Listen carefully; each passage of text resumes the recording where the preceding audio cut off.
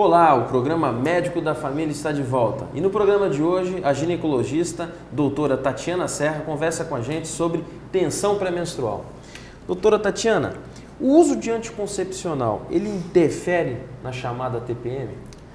Bem, como a gente já comentou inicialmente, que é uma síndrome que acontece naquela mulher que está ovulando, então, portanto, ela faz um ciclo menstrual, existe toda uma variabilidade de secreção hormonal durante esse período, os níveis hormonais eles oscilam, então, o que se imagina? Que a gente dando um anticoncepcional para essa paciente hormonal, ela não vai ovular, né?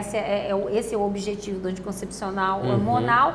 Ela deixa de ovular, ela não ovulando, deixa de haver aquela ciclicidade hormonal ao longo dos ciclos.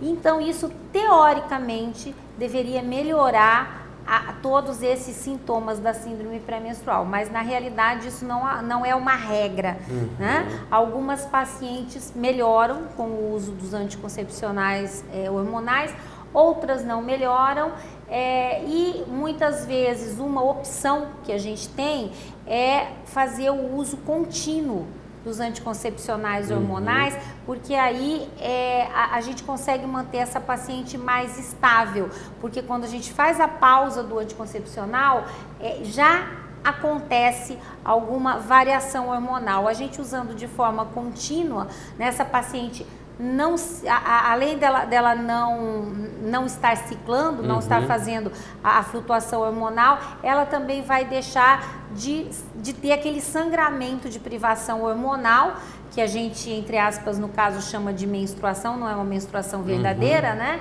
Mas ela também não sangra. Então, aquele desconforto que muitas têm de cólica menstrual, de dor pélvica nesse período, isso pode aliviar com o uso do anticoncepcional hormonal.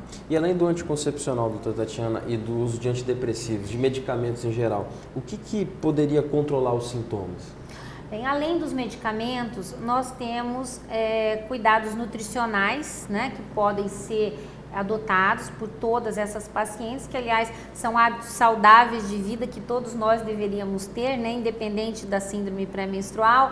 Então, uma dieta balanceada, com entre fibras, proteínas e carboidratos, evitar o uso de café, de chás, bebidas à base de cola, porque eles são estimulantes e eles podem agravar alguns sintomas, como a irritabilidade, a insônia, né? Então, esses cuidados são bastante importantes. Evitar também a ingesta de alimentos muito ricos em sal e doces durante esse período pré-menstrual, porque eles também podem aumentar a retenção de líquidos. Por que a mulher sente tanta vontade de comer chocolate doce nesse período, doutora? Pois é, né? Porque o doce, né, principalmente o chocolate, ele vai fazer a nível cerebral uma liberação dessa serotonina e ele vai dar esse prazer para a paciente, né? Mas não se deve. Infelizmente, não se deve, né? Porque além da retenção hídrica, depois esse prazer vai acabar hora que subir na balança, depois que passar isso tudo, não é verdade? É verdade.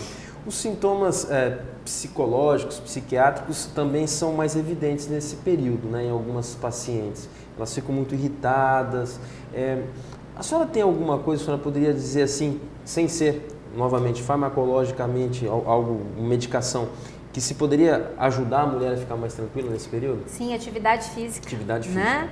Extremamente importante a atividade física, porque ela vai fazer esse papel a nível cerebral de liberação de serotoninas, que vão dar esse prazer e vão acalmar esses sintomas psíquicos todos. A senhora falou que nos casos mais graves, né, a pessoa acaba tendo diagnóstico de transtorno disfórico pré-menstrual. Explica um pouquinho melhor pra gente o que são esses sintomas aí. Bem, para caracterizar esses sintomas, existe uma relação de sintomas que tem que ser avaliado, são 11 sintomas. Desses 11, essa paciente tem que ter pelo menos 5, né? Sendo que pelo menos Um deles tem que ser um dos 4 primeiros da lista, que seriam ou humor deprimido, ou ansiedade, ou a labilidade emocional, que é aquele choro fácil, ou a irritabilidade. Um desses 4 obrigatoriamente tem que estar presente. Aí, outros 4 do restante da lista, que é de 11, né? Entre eles insônia, fadiga, os sintomas físicos, inúmeros outros sintomas que estão listados ali. Então, a gente tem que fazer avaliar se essa paciente tem todos esses sintomas no período pré-menstrual. Esses sintomas, eles precisam atrapalhar o dia a dia dessa paciente, precisa atrapalhar a vida dela, o seu trabalho, o seu relacionamento com a família. E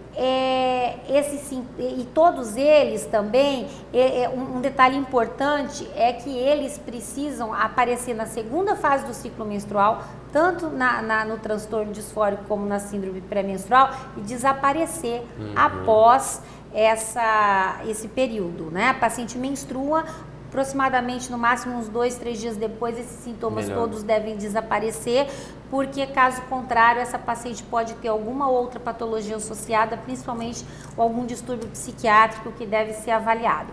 E um outro detalhe importante é que a paciente precisa fazer um calendário, ela pelo menos por 2 ciclos, ela precisa anotar as datas em que ela teve qualquer um desses sintomas e fazer esse calendário para que a gente possa dizer que ela tem uma síndrome pré-menstrual ou um transtorno disfórico pré-menstrual. Doutora Tatiana, muitíssimo obrigado pela sua presença, foi bastante esclarecedor. Eu que agradeço, muito obrigada. E se você tem críticas ou sugestões de temas, fale com a gente, o nosso e-mail é medicodafamilia@hotmail.com. Se você preferir, entre em contato pelos nossos telefones 3326-4434 ou 3044-7277. Se preferir, ligue no celular 9816-1648. O nosso objetivo é levar até você informação de qualidade. Desejo a todos uma excelente quarta-feira, um forte abraço e até amanhã.